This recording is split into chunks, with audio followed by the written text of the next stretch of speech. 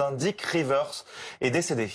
Oui, il a disparu le jour de son anniversaire, le 24 avril, des suites d'un cancer. C'est son manager qui vient de l'annoncer. Le chanteur à la banane extrêmement célèbre, nous a quittés.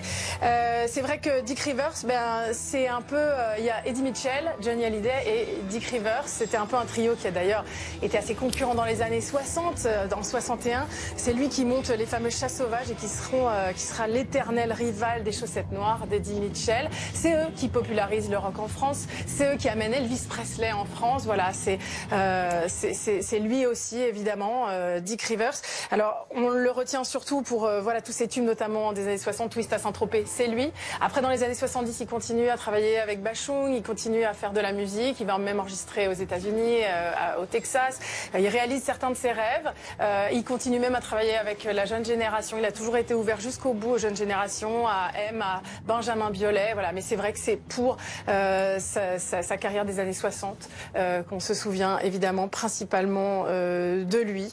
Et le rock français aujourd'hui est en deuil. Est en deuil. On attend évidemment de nombreuses réactions qui vont sans doute arriver. C'est son manager qui a fait l'annonce. Exactement. C'est son manager qui l'a annoncé et qui a expliqué qu'il était mort des suites d'un cancer. Et c'est vrai qu'il a eu quelques ennuis de santé ces dernières années. Dick Rivers, on l'avait moins vu, mais voilà, on est évidemment très triste pour tous les fans de Twist et de rock des années 60.